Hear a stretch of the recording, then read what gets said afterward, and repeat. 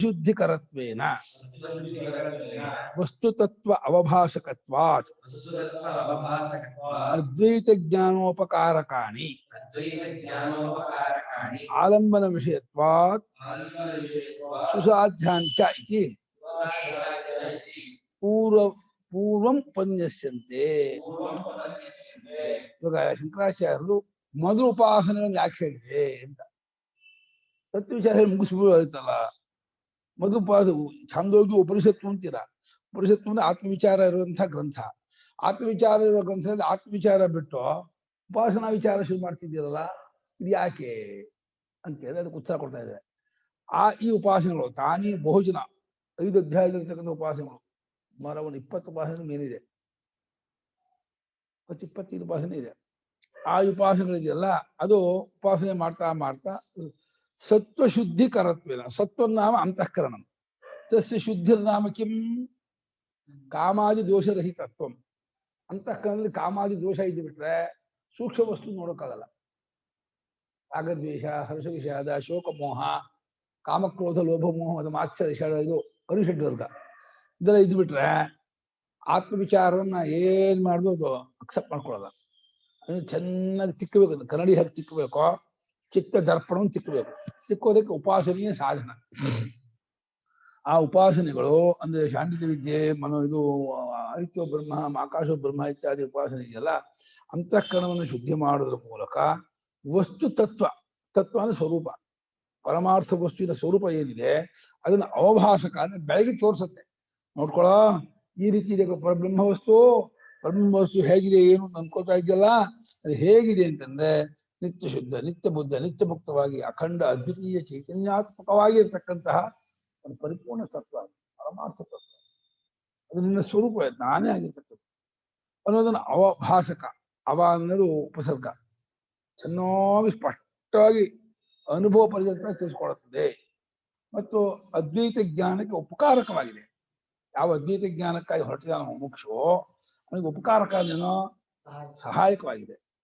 ಉಪಾದ ಸಮೀಪದಿಂದ ಕರೋತಿ, ಹೆಲ್ಪ್ ಮಾಡುತ್ತೆ ಅಂತ. ಸಮೀಪದಿಂದ ನಾನು ನಿನಗೆ ಅದ್ವೈತ ಜ್ಞಾನ ಹೊರಟಿದೆಯಲ್ಲ, ಅದ್ವೈತ ಜ್ಞಾನ ಉಂಟಾಗೋದಕ್ಕೆ ನಾನು ನಿನಗೆ ಕಾರ್ಯಕರ ಸಂಘಾತ ಶುದ್ಧಿ ಮಾಡ್ತೀನಿ, ಮತ್ತೆ ಗುರುಗಳನ್ನು ಒದಗಿಸ್ಕೊಡ್ತೀನಿ, ಇದು ವಾಕ್ಯಾರ್ಥ ಅರ್ಥ ಮಾಡುವ ಹಾಗೆ ಮಾಡ್ಕೊಡ್ತೀನಿ.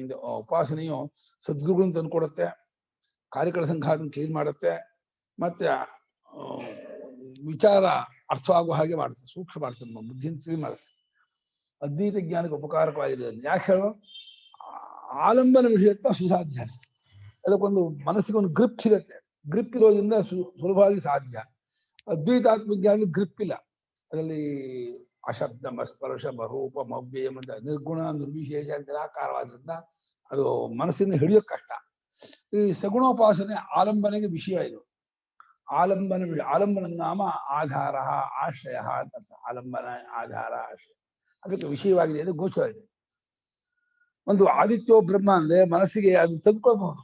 ಆದಿತ್ಯ ನಾವು ನೋಡಿದೀವಿ, ಅದನ್ನ ಶಾಸ್ತ್ರ ಬ್ರಹ್ಮದೃಷ್ಟಿಯಿಂದ ಭಾವನೆ ಮಾಡು, ಅದು ಮಹತ್ತರವಾಗಿದೆ, ವ್ಯಾಪಕವಾಗಿದೆ, ಅಖಂಡವಾಗಿದೆ ಅಂತ ಹೇಳಿ ಭಾವನೆ ಮಾಡುವ ಆ ದೇವತೆ ಸರ್ವಜ್ಞವು ಸರ್ವಶಕ್ತವಾಗಿದೆ ಅಂತ ಹೇಳಿ ನಿಮಗೆ ಆ ಗುಣ ಕೊಟ್ಟು ಉಪಾಸನೆ ಮಾಡಕ್ಕೆ ಹೇಳುತ್ತೆ. ಆಲಂಬನೆಗೆ ವಿಷಯವಾಗಿರುವುದರಿಂದ ಸುಕರತ್ವೇನ ಸಾಧ್ಯಾನಿ ಸುಸಾಧ್ಯಾನಿ, ಸುಲಭವಾಗಿ ಅದನ್ನು ಸಾಧಿಸಬಹುದು. ಮಾಡ್ತಾ ಮಾಡ್ತಾ ಮಾಡ್ತಾ ಜಿತ ಮಾಡ್ಕೊಳ್ಬಹುದು. ದೇವಿ ಭಗವತಿ ದೇವಿ ಉಪಾಸನೆ ಮಾಡಬೇಕು ಅಂದ್ರೆ ಸಪ್ತಶತಿ ಅದು ರೂಪ ಕಣ್ಣಿಗೆ ಎಟ್ಕತ್ತೆ. ಖಡ್ಗಂ ಪಾಶಂ ವಜ್ಜಂಚ ಖಡ್ಗಂ ಪರಶುಭಯಂ ವಾಮಭಾಗೀವ ಹಂತಂ ಯಾ ದೇವಿ ಮಧುಕೈಟಭ ಪ್ರಶಮನೀಯಾ ಮಾಹಿಷೋನ್ಮೋಹಿನೀಯಾ ಧೂಮ್ರಕ್ಷಕ ಚಂಡ ಮುಂಡಮಹಿನೀಯಾ ರಕ್ತಬೀಜಾಸಿನಿ ಶಕ್ತಿ ಶುಂಭ ನಿಶುಂಭ ದರ್ಪದಳನೀಯ ಪರ ಆಚಂಡಿ ನವಕೋಟಿ ಮೂರ್ತಿ ಸಹಿತ ಮಾಂ ಪಾತಿ ವಿಶ್ವೇಶ್ವರಿ ಅಂತ ಎಂದಾಗ ಏನೋ ಒಂದು ಆಕಾರ, ಒಂದು ರೂಪ ಎಲ್ಲ ಕಣ್ಣಿಗೆ ಎಟ್ಕತ್ತೆ, ಒಂದು ಬರುತ್ತೆ. ಒಂದು ಏನ್ರೆ ಸುರೇಶ್ ಅಲ್ಲೇನ್ರೆ ಏನೋ ಒಂದು ಬರುತ್ತೆ, ಅದು ಸುಲಭ. ಒಂದು ರಾಮ ಅಂದ್ರೆ ಒಂದು ಚಿತ್ರ ಸಿಗತ್ತೆ, ಕೃಷ್ಣ ಅಂದ್ರೆ ಚಿತ್ರ ಸಿಗತ್ತೆ, ಶಿವ ಅಂದ್ರೆ. ಆದ್ರೆ ನೀವು ಪರಬ್ರಹ್ಮ, ನಿರ್ಗುಣ, ನಿರ್ವಿಕಾರ, ನಿರಾಕಾರ, ನಿರ್ವಿಶೇಷ ಅಂದ್ರೆ ಅದು ಹೆಂಗ್ರಿ ಮನಸ್ಸು ತಿಳ್ಕೊಳ್ಳೋದು?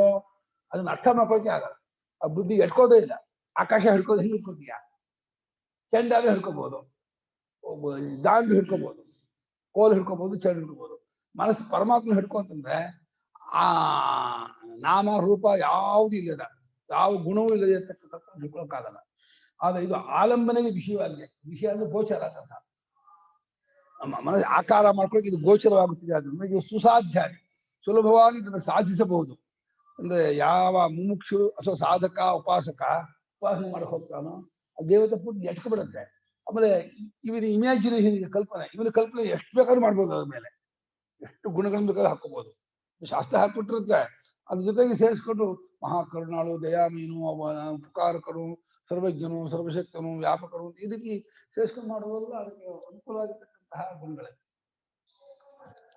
ಆದ್ರಿಂದ ಪೂರ್ವ ಉಪನ್ಯಾಸಂತೇನು, ಪೂರ್ವಮಲ್ಲೇನೋ ಮೊದಲನೇನೋ ಅದ್ವೈತ ಆತ್ಮಜ್ಞಾನಕ್ಕಿಂತ ಮುಂಚೆ, ಅದ್ವೈತ ಆತ್ಮಜ್ಞಾನ ಮುಂಚೆ ಹೇಳೋದಿಲ್ಲ.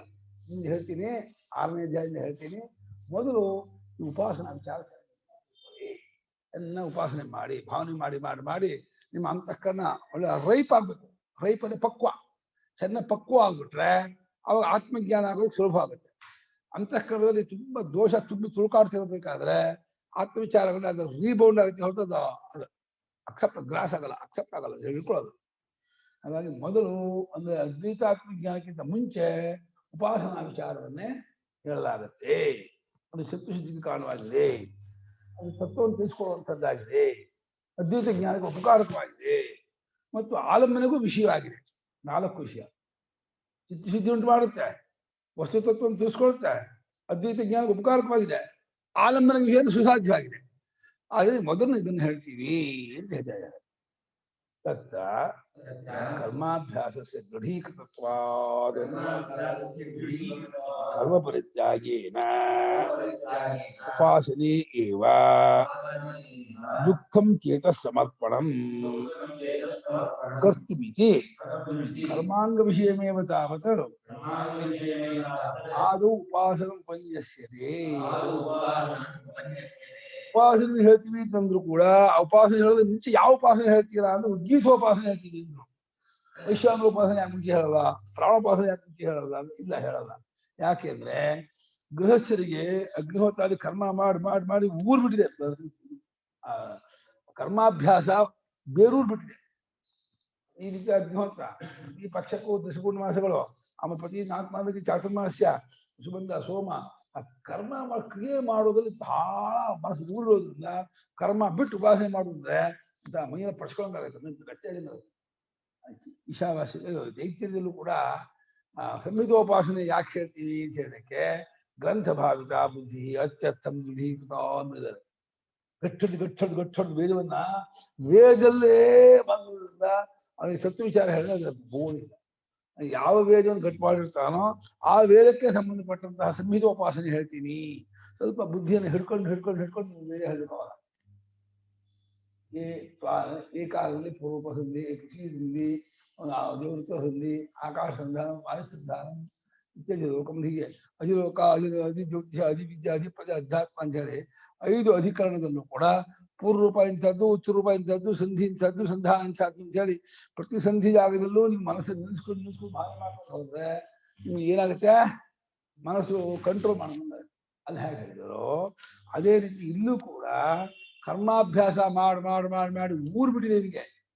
ಕರ್ಮ ಇಲ್ಲ ಅಂದ್ರೆ ಮೇಲೆ ಪಡ್ಸ್ಕೊಳಕಾಗತ್ತೆ, ಬೆತ್ತ ಇದ್ದಂಗೆ ಆಗ್ಬಿಡುತ್ತೆ ಅವನಿಗೆ, ಆಗೋದೇ ಇಲ್ಲ. ಅದಕ್ಕೋಸ್ಕರ ಏನ್ ಮಾಡ್ತಾ ಇದೆ, ಆಯ್ತು ಕರ್ಮಾಭ್ಯಾಸ ಮಾಡಿ ಕರ್ಮದ ಅಭ್ಯಾಸ ಆಗುತ್ತೆ ಮಾಡಿ ರಿಪೀಟ್ ಮಾಡಿ ಅದು ದೃಢೀಕೃತವಾಗಿದೆ. ಬೇರು ಬಿಟ್ಟಿರೋದ್ರಿಂದ ಕರ್ಮವನ್ನು ಬಿಡುವುದರ ಮೂಲಕ ಕೇವಲ ಉಪಾಸನೆಯಲ್ಲಿಯೇ ಚೇತ ಸಮರ್ಪಣಂ ದುಃಖಂ ಕರ್ತು. ಬರೀ ಶುದ್ಧವಾಗಿ ಬರೀ ಉಪಾಸನೆಯಲ್ಲಿ ಇಡೋದೇ ಕಷ್ಟ. ನೋಡಿ, ಜ್ಞಾನ ಬಿಡೋ ಬರೀ ಕೇವಲ ಉಪಾಸನೆಯಲ್ಲಿ ಮನಸ್ಸಿಡೋದೇ ತುಂಬಾ ಕಷ್ಟವಾಗುತ್ತೆ ಅಂತ ಹೇಳಿ ಯಾವ ಹೊರಗಿನ ಸಾಧನವನ್ನು ಇಟ್ಕೊಳ್ಳೋದು, ಕಾರ್ಯಕ್ರಮ ಇಟ್ಕೊಳ್ಳೋದೇ ಮನಸ್ಸಿನಿಂದಲೇ ವೈಶ್ವಾನರಾತ್ಮ ಸೇವ ವೈಶ್ವಾನಸ್ಯಾತ್ಮ ಮೂರ್ಧೇಶ ತೇಜಾ ಚಕ್ಷುರ್ವಿಶ್ವರೂಪ ಪ್ರಾಣ ಪೃಥಗ್ವತ್ವಾತ್ಮ ಸಂದೇಹೋ ಬಹುಲೋ ಬಸ್ತಿದೇವರಿ ಪೃಥಿವ ಪಾಲು ಲೋಮಾನಿ ಬಲಿ ಆಸ್ಯ ಬಾಹನೀಯ ಅಂತ ಈ ರೀತಿ ಭಾವನೆ ಮಾಡೋದು ಕರ್ಮಿಗೆ ಕಷ್ಟ. ಕರ್ಮ ಊರ್ ಬಿಟ್ಟಿರೋದು. ಹಾಗಾಗಿ ಕರ್ಮಾಂಗವಾದ ಯಾವ ಕರ್ಮವನ್ನು ಮಾಡುತ್ತಿದ್ದಾರೋ ಆ ಕರ್ಮದಲ್ಲಿಯೇ ಒಂದೊಂದು ಪಾರ್ಟ್ ಇದೆಯಲ್ಲ, ಹಂಗಾದ್ರೆ ಭಾಗ, ಅದಕ್ಕೆ ಸಂಬಂಧಪಟ್ಟ ಭಾವನೆ ಒಂದು ಕ್ರಿಯಾಕಾಲದಲ್ಲೂ ಕೂಡ ಈ ಭಾವನೆ ಮಾಡು ಈ ಇದ್ರಲ್ಲಿ ಹೇಳ್ತಾರಲ್ಲ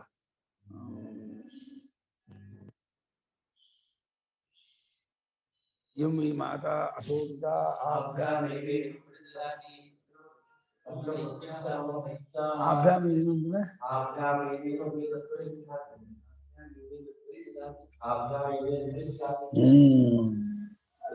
ಭೂಮಿ ದೃಷ್ಟಿ ಮಾಡು ದ್ರೋಗ ದೃಷ್ಟಿ ಮಾಡು ಎರಡನ್ನೂ ಹೇಳ್ಕೊಂಡಂಗಾಗತ್ತೆ. ಹೀಗೆ ಕರ್ಮಕ್ಕೆ ಅಂಗಾಲೆ ಒಂದು ಭಾಗ, ಒಂದು ಪಾರ್ಟ್, ಅದಕ್ಕೆ ಅದನ್ನು ವಿಷಯ ಮಾಡಿಕೊಂಡದ್ದಾದ ಉಪಾಸನೆ, ಉದ್ಗೀತೋಪಾಸನೆ ಆಗಿದೆ. ಬತ್ತುಕಾಕ್ಷಿ ಆಯ್ದು ಸೋಮಯಾಗ ಅಂತ ಒಂದು ಯಾಗ, ಆ ಯಾಗದಲ್ಲಿ ಉದ್ಗಾಸ ಅಂತ ಒಬ್ಬ ಋತ್ವಿಜ ಬರ್ತಾನೆ. ಆ ಋತ್ವಿಜ ಅವನು 5 ಸಾಮಾವಯವದಿಂದ ಉಪಾಸನೆ ಮಾಡ್ತಾನೆ. ಹಿಂಕಾರ, ಪ್ರಸ್ತಾವ, ಉದ್ಗೀತ, ಪ್ರತಿಹಾರ, ನಿಧನ ಅಂತ. ಆ ಉದ್ಗೀತ ಅಂತಿದೆಯಲ್ಲ, ಆ ಉದ್ಗೀತ ಅಂದ್ರೆ ಬಹಳ ಶ್ರೇಷ್ಠವಾದ. ಉದ್ಗೀತ ಅಂದ್ರೆ ಓಂಕಾರ. ಓಂಕಾರವನ್ನು ಉದ್ಗೀತ ಉದ್ಗೀತ ಅಂತ ಹೇಳ್ತಾ ಇದೆ.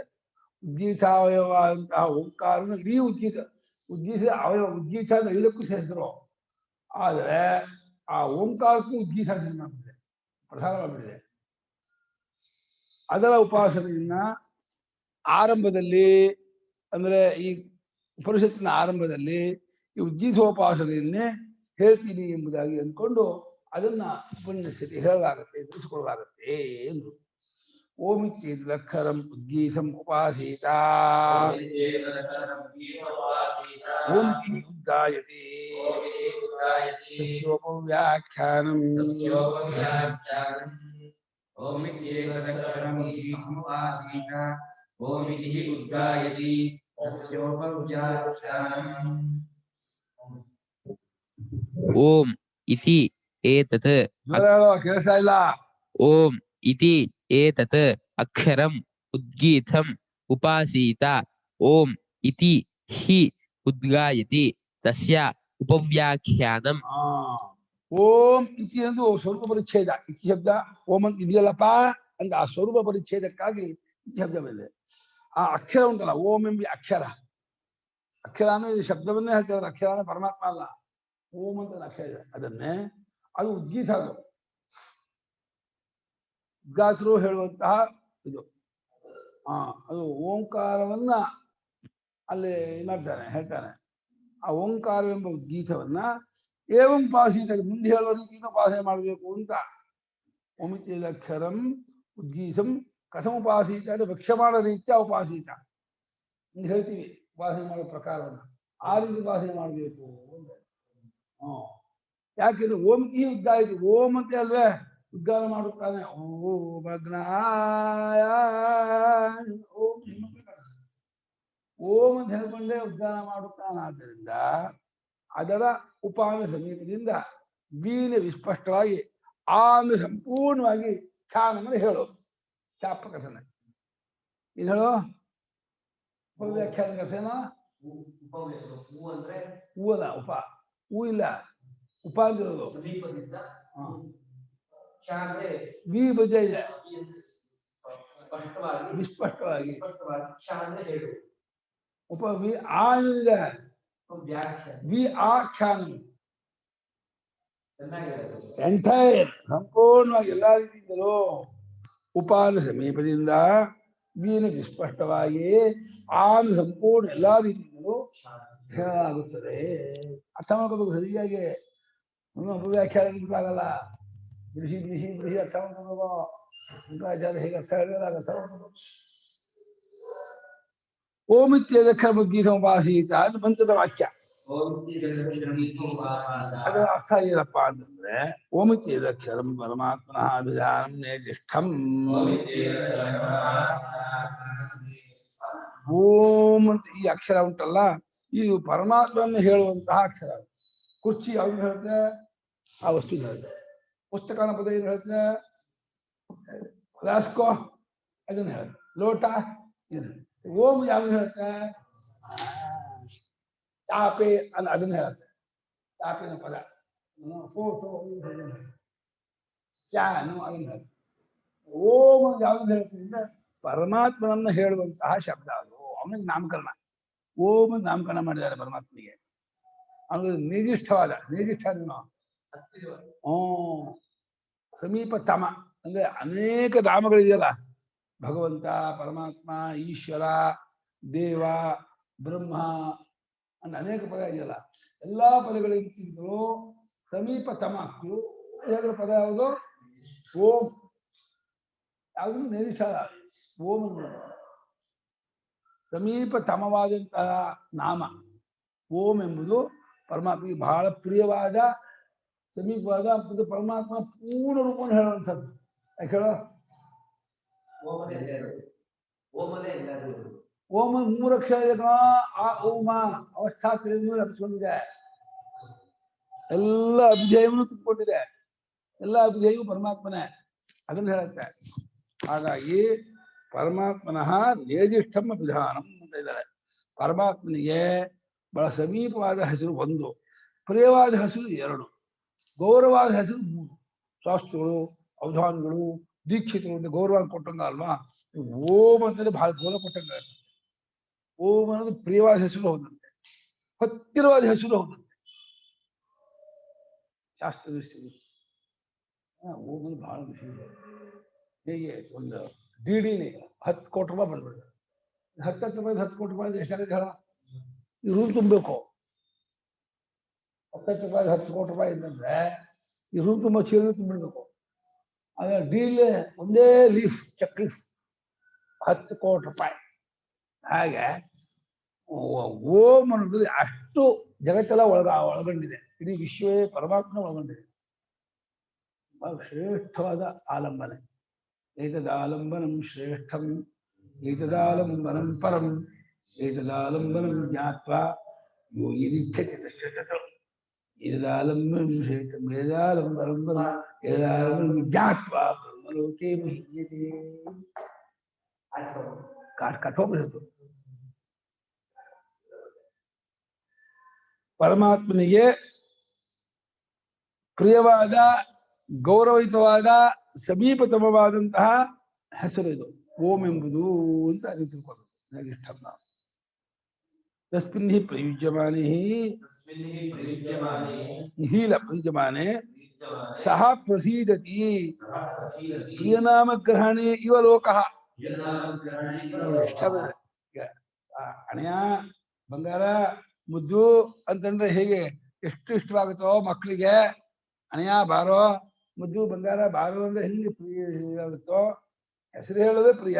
ಅದು ಇದು ಬೇರೆ ಸೇರಿಸ್ಬಿಟ್ರೆ ಹಾಗೆ ತಸ್ಮಿನ್ ಕಸ್ಮಿನ್ ಓಂಕಾರೆ ಓಂಕಾರೆ ಪ್ರಯುಜ್ಯಮಾನೆ ಪ್ರಯೋಗ ಮಾಡಿದ್ರೆ ಯಾವ ವಿಷಯಕ್ಕೆ? ಪರಮಾತ್ಮನ ವಿಷಯಕ್ಕೆ ಓಂಕಾರ ಪ್ರಯೋಗ ಮಾಡಿದ್ರೆ ಪರಮಾತ್ಮ ಪ್ರಸನ್ನನಾಗ್ತಾರಂತೆ. ಪ್ರಸೀದತಿ ಸಹ ಪರಮಾತ್ಮ ಪ್ರಸನ್ನನಾಗ್ತಾನೇನೋ, ಸಂತೋಷ ಆಗುತ್ತೆ. ನಿನಗ್ತಾ ಇದು ಮಾಡ್ತಾ ಇದ್ದ, ಅಯ್ಯೋ ನನ್ನನ್ನು ಓಂ ಅಂತ ಹೇಳ್ತಾ ಇದ್ದಾರೆ ಅಂತೇಳಿ ಬಹಳ ಇಷ್ಟ ಆಗುತ್ತೆ. ಇಂಥ ಉಪಾಸನೆ ಬಿಟ್ಕೊಂಡು ಏನು ಮಾಡ್ತೀವಲ್ಲ. ತಸ್ಮಿನ್ ಓಂಕಾರೇ ಪ್ರಯುಜ್ಯಮಾನೆ. ಆ ಓಂಕಾರವನ್ನ ಪ್ರಯೋಗ ಮಾಡಿದರೆ ಶಂಕರಾಚಾರ್ಯ ಬರೀತಾ ಇದ್ದಾರೆ, ಸಹ ಪರಮಾತ್ಮ ಪ್ರಸೀದತಿ. ಆ ಪರಮಾತ್ಮ ಪ್ರಸನ್ನನಾಗುತ್ತಾನೆ, ಅನುಗ್ರಹ ಅಭಿಮುಖನಾಗುತ್ತಾನೆ, ನಮ್ಮ ಇಷ್ಟಾರ್ಥವನ್ನು ಈಡೇರಿಸುವವನಾಗಿರುತ್ತಾನೆ.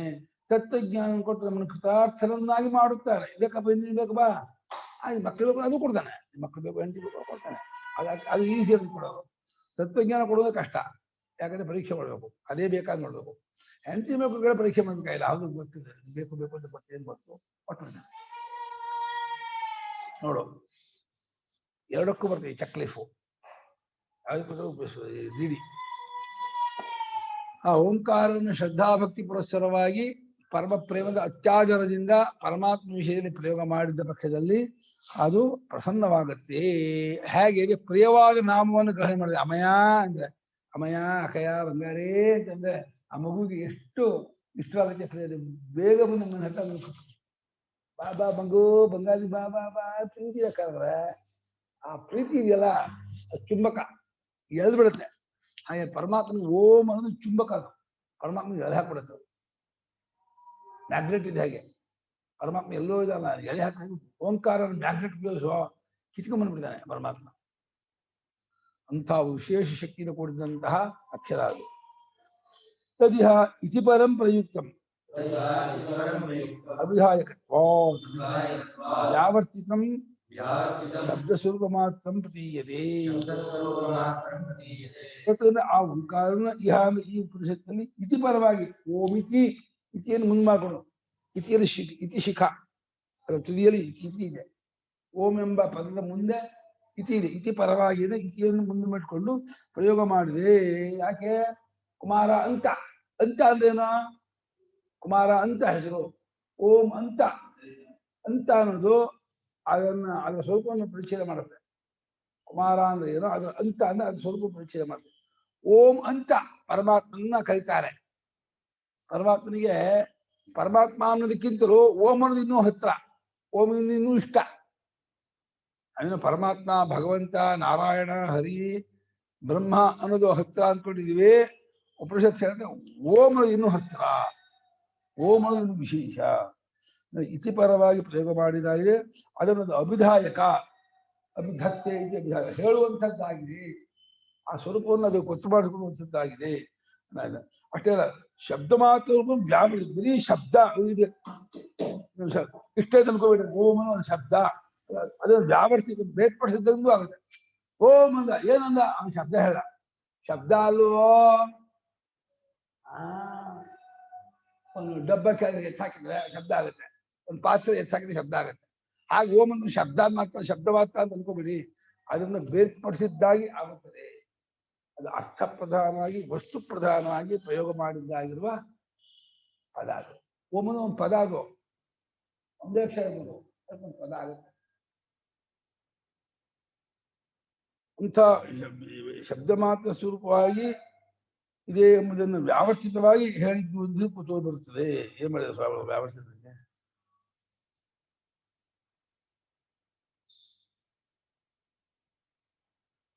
ವೈಧಾಯಕತ್ವವನ್ನು ಬಿಟ್ಟು ಬರೀ ಶಬ್ದವನ್ನು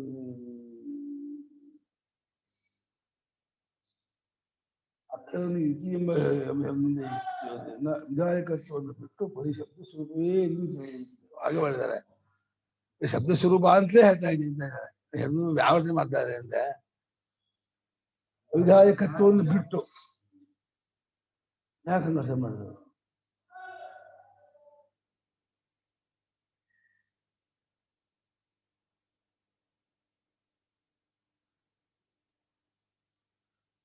ಅಭಿಧಾಯಕತ್ವ ವ್ಯಾವರ್ತಿತಮ್ಮ. ಅಭಿಧಾಯಕ ಆಗಿದೆ, ಅಭಿಧಾಯಕತ್ವ ಯಾಕೆ ವ್ಯಾವಸ್ಥೆ ಮಾಡ್ಬೇಕು?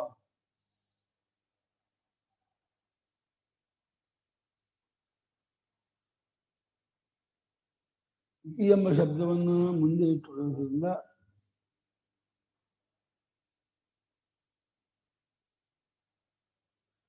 ಈ ಶಬ್ದ ಪರವಾಗಿ ಇರುವುದರಿಂದ ಅದು ಓಂ ಶಬ್ದವಾಚ್ಯವಾದ ಪರಮಾತ್ಮ ಹೇಳುವುದಿಲ್ಲ. ಓಂ ಎಂಬ ಬರೀ ಶಬ್ದವನ್ನೇ ಹೇಳುವುದಿಲ್ಲ. ಸಕ್ಕರೆ ಎಂಬುದು ಸೀತಾರ್ಥ, ಹೆಸರು ಎಂಬ ಸಕ್ಕರೆ ಹಾಗೆ ಮಾಡ್ತಾ ಇದ್ದಾರೆ ಗುರುಗಳು. ಸಕ್ಕರೆ ಅಂತಂದ್ರೆ ಅದು ಸಿಹಿ ಏನಲ್ಲ, ಅದು ಶಬ್ದ ಅನ್ನೋದು. ಓಂ ಅನ್ನೋದು ಕೂಡ ಅದು ಓಂ ಶಬ್ದವಾಚ್ಯವಾದ ಪರಮಾತ್ಮ ಹೇಳ್ತಿಲ್ಲ, ಬರೀ ಶಬ್ದವನ್ನೇ ಹೇಳ್ತಾ ಇದೆ. ಓಂ ಇತಿ, ಓಂ ಅಂತ ಒಂದು ಶಬ್ದ ಇದೆಯಲ್ಲ, ಆ ಶಬ್ದ ಅಂತ ತಗೊಳ್ತಾ ಇದ್ದಾರೆ. ಅಭಿಧಾಯಕತ್ವದಿಂದ ವ್ಯಾವಸ್ಥೆ ಮಾಡಿ ಶಬ್ದ ಮಾತ್ರ ಸ್ವರೂಪವನ್ನೇ ಹೇಳ್ತಾ ಇದ್ದೀನಿ ಅರ್ಥ ಮಾಡ್ತಾ ಇದ್ದಾರೆ. ಅಲ್ಲ, ಮುಂಚೆ ಓಮಿತಿ ಇದೆಯಲ್ಲ, ಆಮೇಲೆ ಪರಮಾತ್ಮ ತಗೊಳ್ತಾರೆ ಅದನ್ನ. ಓಮಿತಿ ಅನ್ನೋ ಜಾಗದಲ್ಲಿ ಇಲ್ಲ ಅಂತ ಇದ್ದಾರೆ. ಓಮಿತಿ ಏಕದಕ್ಷರ ಇದೆಯಲ್ಲ, ಆ ಜಾಗದಲ್ಲಿ ಅದು ಪರಮಾತ್ಮ ಅಂತ. ಓಮಂತ ಇದೆಯಲ್ಲ, ಓಮಂತ ಅಂತ ಅಂದ್ರೆ ಅದು ಶಬ್ದ ಅಂತ. ಓಮಂತ ಇದೆಯಲ್ಲಪ್ಪ ಅಂತನ್ನುವಾಗ ಅದು ಅಭಿಧಾಯಕತ್ವದಿಂದ ಬೇರ್ಪಡಿಸಿ ಶಬ್ದ ಮಾತ್ರ ಸ್ವರೂಪವನ್ನೇ ಪರಮಾತ್ಮ. ಆಮೇಲೆ ಮುಂದೆ ಪರಮಾತ್ಮ ತಗೊಳ್ತಾರೆ. ಆ ಸ್ವರೂಪವನ್ನು ಇವಾಗ ಹೇಳ್ಬೇಕಲ್ಲ. ಓಂ ಅಂತ ಶಬ್ದ ಇದೆಯಲ್ಲ, ಅದ್ರ ಸ್ವರೂಪವನ್ನು ಹೇಳೋಕ್ಕೋಸ್ಕರಾಗಿ ಇತಿ ಶಬ್ದ ಹಾಕಿದೆ ಅಂತ ಇದ್ದಾರೆ. ತಥಾಚ ಅರ್ಚಾದಿವತ್ತು ಪರಸ್ಯ ಆತ್ಮನಃ ಪ್ರತೀಕಂ ಸಂಪದ್ಯತೆ. ಅವಾಗ ಹೇಗೆ ಒಂದು ಕಲ್ಲು ಅಂತ ಇಟ್ಕೊಳ್ತೀವಿ, ಓಂ ಅಂತ ಒಂದು ಇದೆಯಲ್ಲಪ್ಪ ಶಬ್ದ, ಅದನ್ನ ಇಟ್ಕೊಂಡು ಭಾವನೆ ಮಾಡೋದು ಪರಮಾತ್ಮ ಅಂತ. ಅರ್ಚ ಅಂದ್ರೆ ಅರ್ಚನ ಅಂತ. ಪೂಜೆ ಮಾಡೋದೇ ಮುಂತಾದಾಗಲಿ ಒಂದು ಪ್ರತಿಮೆ ಕಲ್ಲು ಯಾವ್ದು ಇಟ್ಕೊಂಡು ಮಾಡುವ ಹಾಗೇನೆ ಓಂ ಅಂತ ಒಂದು ಶಬ್ದ ಇದೆಯಲ್ಲಪ್ಪ, ಅದನ್ನ ಇಟ್ಕೊಂಡು ಇವಾಗ ಉಪಾಸನೆ ಹೇಳಲಾಗತ್ತೆ. ಈಗ ಅಭಿಧಾಯಕ ಅಂತ ಹೇಳ್ಕೊಬೇಕಾಗಿಲ್ಲ ಅಂತ ಇದ್ದಾರೆ. ಮುಂದೆ ಅಭಿಧಾಯಕತ್ವ ತಗೊಳ್ತಾರೆ. ಸದ್ಯಕ್ಕೆ ಅದ ಸ್ವರೂಪ ಪರಿಚ್ಛೇದ ಮಾಡಕ್ಕೆ ಇತಿ ಹಾಕಿ ಓಂ ಅಂತ ಒಂದು ಶಬ್ದ ಇದೆಯಲ್ಲಪ್ಪ, ಅದನ್ನ ತಗೊಂಡು ಮಾಡ್ಬೇಕು ಅಂತ ಹೇಳ್ತಾರೆ. ನಾನು ಕರೆಕ್ಟಾಗಿ ಉಲ್ಟಾ ಹೇಳ್ಬಿಟ್ಟೆ. ಶಬ್ದ ಮಾತ್ರ ವ್ಯಾವರ್ತಿತಂ ಭವತಿ ಮಾಡ್ಬಿಟ್ಟೆ. ಶಬ್ದ ಮಾತ್ರ ಬಿಟ್ಬಿಡ್ತೀವಿ, ಅದು ಪರಮಾತ್ಮ ಅಂತ ಹೇಳ್ತಾ ಇದೆ. ಇದು ಬರಬೇಕು ಅಭಿದಾಯ ಪರಮಾತ್ಮನ ಅಭಿದಾಯಕತ್ವಾದ ಮಾಡ್ಕೊಬಿಟ್ಟು ಶಬ್ದ ಮಾತ್ರ ವ್ಯಾವರ್ತಿತಂ ಅರ್ಥ ಮಾಡ್ಬಿಟ್ಟೆ. ಬೇಡ ಅಂತ ಸ್ವಾಮಿ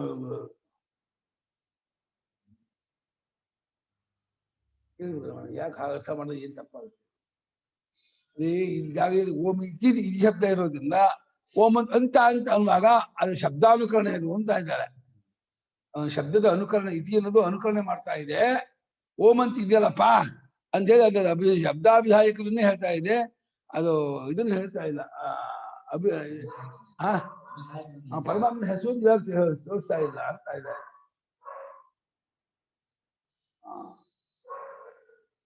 ಅಷ್ಟಾದಿಗಳಲ್ಲಿ ಯಾವ ರೀತಿ ಪರಮಾತ್ಮ ಪ್ರತೀಕ ಇಟ್ಕೊಳ್ತೀವೋ ಅದೇ ರೀತಿ ಓಂಕಾರ ಪ್ರತೀಕವಾಗಿದೆ ಎಂದು ಗೊತ್ತಾಗುತ್ತೆ. ಏವಂ ನಾಮತ್ವೇನ ಪ್ರತೀಕತ್ವೇನ ಚ ಪರಮಾತ್ಮೋಪಾಸನ ಸಾಧನಂ ಶ್ರೇಷ್ಠಮಿತಿ ಸರ್ವವೇದಾಂತೇಷು ಅವಗತಂ. ಈ ರೀತಿ ನಾಮವಾಗಿ ಆ ಓಂಕಾರ ಅದು ಅವನ ಹೆಸರು ಅಂತ ತಗೋಬಹುದು. ಅದು ಪ್ರತೀಕ, ಇದರ ಮೂಲಕವಾಗಿ ಅದು ಜ್ಞಾಪಕ ಮಾಡ್ಕೊಳ್ಳೋದು. ಕಾಲಿಗ್ರಾಮನ್ನ ಪ್ರತೀಕ ಇಟ್ಕೊಂಡು ಪರಮಾತ್ಮನ ಭಾವನೆ ಮಾಡೋರಿಗೆ ಓಂಕಾರ ಪ್ರತೀಕ ಇಟ್ಕೊಂಡು ಪರಮಾತ್ಮನ ಭಾವನೆ ಮಾಡೋದು ಉಂಟು. ಓಂಕಾರ ನಾಮ ಅಂತ ತಗೊಳ್ಳೋದು. ಓಂ ಅಂದ್ರೆ ಅವನ ಹೆಸರು ಅಂತ. ಓಂಕಾರಪ್ಪ, ಓಂಕಾರೇಶ್ವರ ಅಂತ ಹೇಳ್ಕೊಳ್ಳೋದು. ಓಂಕಾರಪ್ಪ ಅಂತ ಬರೆದಿದ್ದಾರೆ, ಓಂಕಾರಪ್ಪ ಅಂತ. ಪ್ರಣವ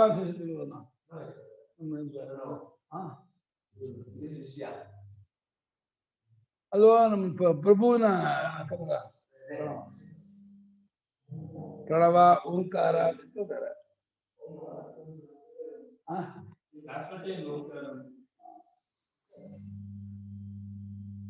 ಓಂಕಾರಪ್ಪ ಅಂತ ಹೇಳ್ತಾರೆ.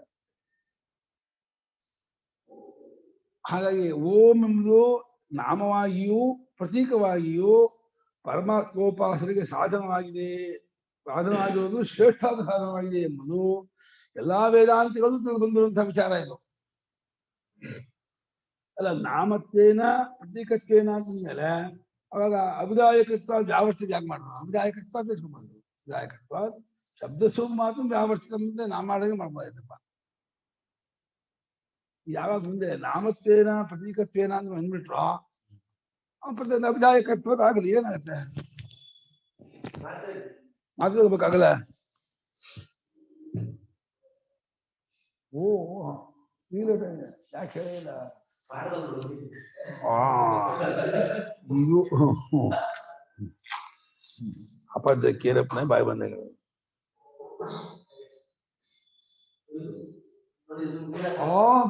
ಬೇಡ.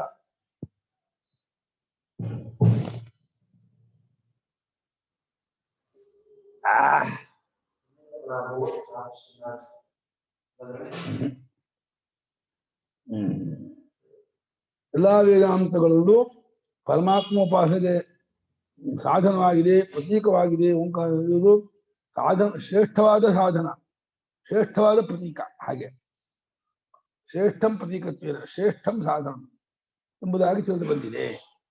ಜಪಕರ್ಮ ಸ್ವಾಧ್ಯಾಯಾದ್ಯಂತೇಷ್ಟ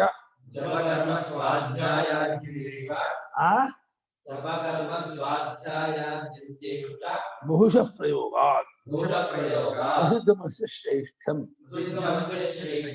ಜಪದ ಆದಿ ಅಂತ, ಕರ್ಮದ ಆದಿ ಅಂತ, ಸ್ವಾಧ್ಯಾಯದ ಆದಿ ಅಂತ ಎಲ್ಲದೂ ಜಪ ಮಾಡ್ಬೇಕಾದ್ರು ಓಂ ಕೊನೆಗೂ ಓಂ ಮುಗಿಸ್ತಾರೆ. ಕರ್ಮದಲ್ಲೂ ಆ ಮಾಡ್ತಾರೆ. ಎಲ್ಲಾ ಜಾಗದಲ್ಲೂ ಓಂಕಾರದ ಪ್ರಯೋಗವು ಕಂಡು ಬಂದಿದೆಯಾದ್ದರಿಂದ ಈ ಓಂಕಾರವು ಶ್ರೇಷ್ಠವಾಗಿದೆ, ಒಂದು ಪ್ರಸಿದ್ಧವಾಗಿದೆ. ಭಗವಂತ 14ನೇ ದಿನದಲ್ಲ ಏನೋ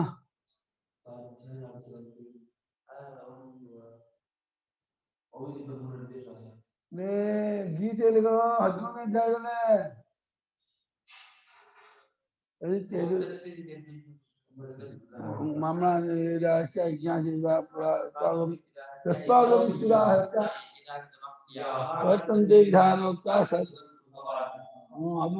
ತಸ್ಮಾಗೋಮಿಚ್ಚಿದಾಹತ್ಯ ಈ ರೀತಿಯಾಗಿ ಬಹುಶಃ ಬಹಳ ಕಡೆಗಳಲ್ಲಿ ಪ್ರಯೋಗವು ಕಂಡು ಬರುತ್ತದೆ. ಆದ್ದರಿಂದ ಈ ಓಂಕಾರಕ್ಕೆ ಶ್ರೇಷ್ಠತ್ವವು ಪ್ರಸಿದ್ಧವಾಗಿದೆ, ಎಲ್ಲರಿಗೂ ಗೊತ್ತಿದೆ, ಜಗದ್ವಿಖ್ಯಾತವಾಗಿದೆ. ಅತಃ ತದೇತದಕ್ಷರಂ ವರ್ಣಾತ್ಮಕಂ ಉದ್ಗೀತಭಕ್ತಿ ಅವಯವತ್ವಾತ್ ಉದ್ಗೀತ ಶಬ್ದವಾಚ್ಯಂ ಉಪಾಸೀತ. ಈ ಅಕ್ಷರ ಇಲ್ಲ, ಓಂ ಎಂಬ ಅಕ್ಷರ ಇದೆಯಲ್ಲ, ಈ ವರ್ಣಾತ್ಮಕ. ವರ್ಣ ಅಂದ್ರೆ ಲೆಟರ್, ಅಕ್ಷರ, ವರ್ಣಮಾಲೆ ಅಕ್ಷರಾತ್ಮಕವಾಗಿರುವುದರಿಂದ ಅಕ್ಷರಾತ್ಮಕವಾಗಿರುವ ಈ ಅಕ್ಷರ, ಇದು ಓಂಕಾರವು ಉದ್ಗೀತ ಭಕ್ತಿಯ ಅವಯವ ಆಗಿದೆ. ಇಂಕಾರ, ಪ್ರಸ್ತವ, ಉದ್ಗೀತ ಮೂರನೇದು ಮಧ್ಯದ್ದು ಅವಯವ ಆಗಿರೋದ್ರಿಂದ ಇದನ್ನು ಅವಯವಕ್ಕೆ ಅವಯವಿ ಶಬ್ದ ಬಳಸಿದೆ. ಅವಯವಕ್ಕೆ ಅವಯವ ಶಬ್ದ ಉಂಟು. ಹಸುವಿನ ಅವಯವಾದ ಹಾಲನ್ನು ಹಸು ಕದ್ದಿದ್ದಾರೆ. ಗೋಭಿಷ್ಠೀತ ಮಚ್ಚರ ಸೋಮವನ್ನ ಹಸುವಿನಿಂದ ಹೆಪ್ಪಾಕಲಿದೆ. ಹಸುವಿನಿಂದ ಹೆಪ್ಪಾಕಲ್ಲ, ಹಸುವಿನ ಹಾಲಿಂದ ಹಸು ಅಂತ ಬಿಡುತ್ತೆ ಅದನ್ನ. ಹಸುವಿನ ಅವಯವವಾಗಿರುವ ಹಾಲನ್ನ ಅವಯವಿಯಾದ ಹಸುವೆಂಬ ಹೆಸರಿನಿಂದ ಹೇಗೆ ಕರೀತಾರೋ ಹಾಗೆ ಇಲ್ಲಿ ಉದ್ಗೀತದ ಅವಯವವಾಗಿರುವ ಓಂಕಾರವನ್ನ ಉದ್ಗೀತ ಎಂಬುದಾಗಿ ಕರೆಯುತ್ತಿದೆ. ಉದ್ಗೀತ ಅಂದ್ರೆ ಐದಕ್ಕೂ ಹೆಸರು, ಅಥವಾ ಉದ್ಗೀತ ಬರೀ ಓಂಕಾರಕ್ಕೆ ಹೆಸರು. ಉದ್ಗೀತ ಒಂದು ಕರ್ಮಗಳು, ಉದ್ಗೀತ ಕರ್ಮ, ಅದರಲ್ಲಿ ಓಂಕಾರವು ಒಂದು ಭಾಗ, ಅದನ್ನು ಉದ್ಗೀತ ಅಂತ ಹೇಳ್ತಾ ಇದ್ದಾರೆ.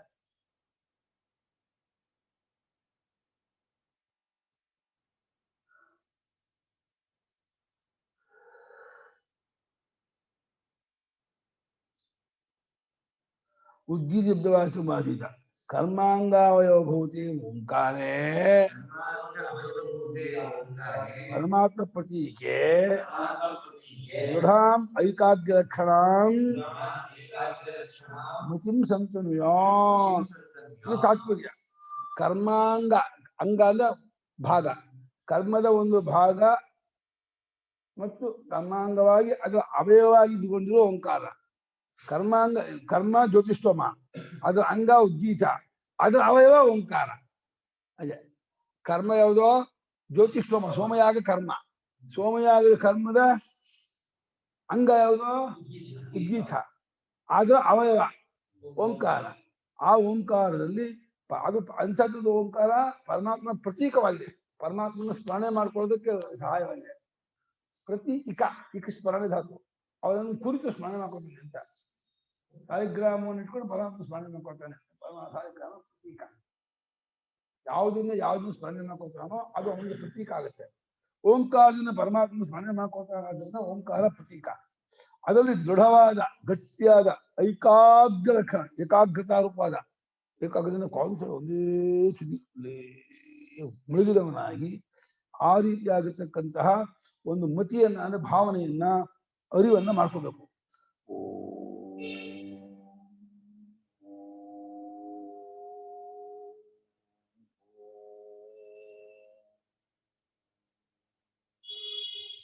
ಆದ್ದರಿಂದ ಓಂಕಾರ ಪರಮಾತ್ಮ ಧ್ಯಾನ ಮಾಡ್ತಾ ಹೋಗ್ತದೆ. ಸಾಕ್ಷಾತ್ ವಿಶ್ವವ್ಯಾಪಕರಾದ, ಅವಸ್ಥಾತ್ರಯ ವ್ಯಾಪಕರಾದ, ಅವಸ್ಥಾತ್ರಯ ಅತೀತರಾದ ಸತ್ಯ ಜ್ಞಾನಾಂತರ ಪರಮಾತ್ಮನನ್ನೇ ಓಂ ಅಂತ ಕರೀತಾ ಇದ್ದೀವಿ.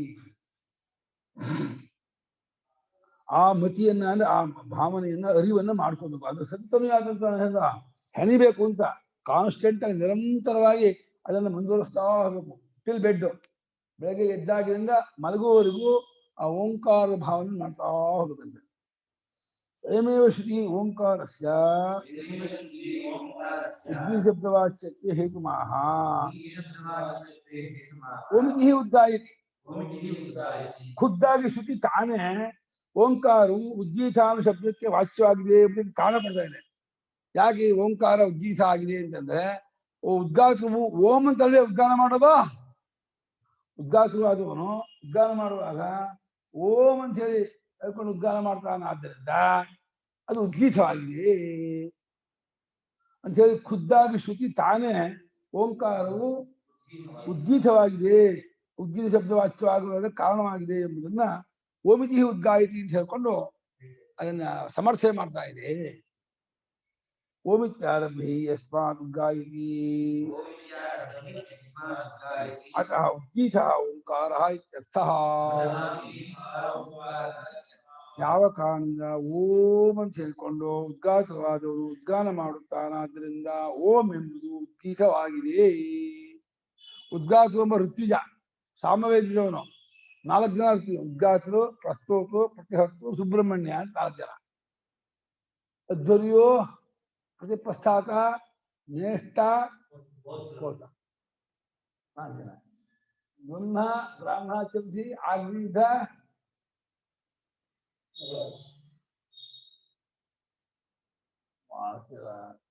ಹೋತ ಮೈತಾವರುಣ ಆಮೇಲೆ ಒಂದು ಇರುವುದಿಲ್ವಾ ಗ್ರಾಮಸ್ಥಿತ ಆಗ್ನಿಧ ದುರ್ಗಂಧನ ಅರ್ಥ ಹೋಗುತ್ತೆ. 4 ವೇದಕ್ಕೂ 4 ಇದ್ದಾರೆ. ಅಧ್ವರ್ಯು ಯಜುರ್ವೇದವನು, ಹೋತೃ ಋಗ್ವೇದವನು, ಉದ್ಗಾತು ಸಾಮವೇದವನು, ನೇಷ್ಟ ಉನ್ನೇಟ ಪ್ರಸ್ತೋತ ಎಲ್ಲ ಇರೋಲ್ಲ. ಅಸರ್ವೇದ ಇಲ್ಲ. ಬ್ರಹ್ಮ ಅಸರ್ವೇದವನು, ಬ್ರಹ್ಮಗಣದಲ್ಲೇ ಇದು ಅಜ್ಞಾನ ಇದ್ದಾರೆ. ಬ್ರಹ್ಮ ಸರ್ವೇ ಬ್ರಹ್ಮ ಅಸರ್ವೇದ ಅಲ್ಲ. ಹೌದಾ ಇದು ಸರ್ವೈರ ಸರ್ವೈ ವೈ ಅಲ್ಲ ಸರ್ವೈರ್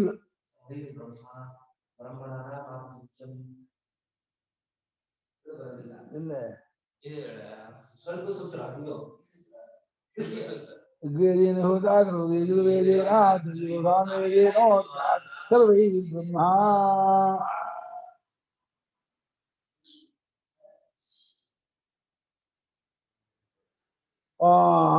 ಈ ಓಮಿತ್ಯಾರಬ್ಧ ಓಂ ಅಂತ ಆರಂಭ ಮಾಡಿಕೊಂಡು ಯಾವ ಕಾಲದಿಂದ ಉದ್ಗಾತವು ಉದ್ಗಾರ ಮಾಡುತ್ತಾನೋ ಆದ್ರಿಂದ ಓಂಕಾರ ಉದ್ಗೀತ ಉದ್ಗೀತ ಅನ್ನಿಸ್ಕೊಂಡಿದೆ. ತಸ್ಯ ಉಪವ್ಯಾಖ್ಯಾನಂ, ಆ ಓಂಕಾರ ಉಪವ್ಯಾಖ್ಯಾನ ಸಮೀಪದ ವ್ಯಾಖ್ಯಾನ ಅಂತ. ತಸ್ಯ ಅಕ್ಷರಸ್ಯ ಉಪವ್ಯಾಖ್ಯಾನಂ ಏವೋಪಾಸನಂ ಏವಂ ವಿಭೂತಿ ಏವಂ ಫಲಂ ಇತ್ಯಾದಿ ಕಥಂ ಉಪವ್ಯಾಖ್ಯಾನಂ ಪ್ರವರ್ತತೆ ಇದು ವಾಕ್ಯಶೇಷ. ಅದರ ಅಂದ್ರೆ ಆ ಓಂಕಾರಜ್ಞರ ಉಪವ್ಯಾಖ್ಯಾನ ಅಂದ್ರೆ ಆ ಓಂಕಾರವೆಂಬ ಅಕ್ಷರದ ಉಪವ್ಯಾಖ್ಯಾನ ಈ ರೀತಿ ಉಪಾಸನೆ ಮಾಡಬೇಕು ಒಂದು. ಅದು ಇದರ ವಿಭೂತಿ ಮಹಿಮೆ ಇಂಥದ್ದು ಎರಡನೇದು. ಏವಂ ಫಲಂ ಇಂತಹ ಫಲವುಳ್ಳದ್ದು ಒಂದು ಮೂರನೇದು. ಈ ರೀತಿಯಾಗಿ ಎಲ್ಲವನ್ನು ಬಿಗಿಯ ಹೇಳೋದಿದೆಯಲ್ಲ ಇದು ಉಪವ್ಯಾಖ್ಯಾನ. ಒಂದನ್ನು ಬಿಡದೆ ಉಪಾಸನೆ ಮಾಡೋದು ಹೇಗೆ, ಯಾವ ಗುಣದಿಂದ ಕೂಡಿದ್ದು ಉಪಯೋಗಿಸಬೇಕು, ಏನ್ ಫಲ ಎಲ್ಲವನ್ನು ಹೇಳೋದಿದೆಯಲ್ಲ ಅದು ಉಪವ್ಯಾಖ್ಯಾನ. ಉಪವ್ಯಾಖ್ಯಾನ ಉಪಾದ ಸಮೀಪದಿಂದ ನಿಸ್ಪಷ್ಟವಾಗಿ ಸಂಪೂರ್ಣವಾಗಿ ಹೇಳೋದೇ ಉಪವ್ಯಾಖ್ಯಾನ. ಅದು ಆರಂಭವಾಗ್ತಾ ಇದೆ, ಪ್ರವರ್ತತೆಯನ್ನು ಶುರು ಆಗ್ತಾ ಇದೆ ಎಂಬುದಾಗಿ ವಾಕ್ಯಕ್ಕೆ ಶೇಷ ಮಾಡ್ಕೋಬೇಕು. ಅದು ಪೂರ್ತಿ ಮಾಡ್ಕೋಬೇಕು ಅಂತ. ಅಲ್ಲೇ ಉಪವ್ಯಾಖ್ಯಾನಂ ಪ್ರವರ್ತತೆ ಏನು ಇಲ್ಲ, ಉಪವ್ಯಾಖ್ಯಾನಂ ಪ್ರವರ್ತತೆ ಭವತಿ ಅಂತ ವಾಕ್ಯಕ್ಕೆ ಸೇರಿಸ್ಕೊಳ್ಳಿ ಅಂತ ಇದ್ದಾರೆ ಶಂಕರಾಚಾರ್ಯ. ನಾಳೆ 2ನೇ ಮಂತ್ರ ಹೋಗೋಣ. 9 ಗಂಟೆ ಆಯ್ತಲ್ಲ. ನಾಳೆ ಉಂಟಾ? ನಾಳೆ ಉಂಟಮ್ಮ ಪಾಠ? ಸರಸ್ವತಿ ಆವಾಹನೆ ಬೇಡ ಬೇಡ ಅಂತ ಇದ್ದಾರೆ ಹುಡುಗರು. ನೋಡಿ.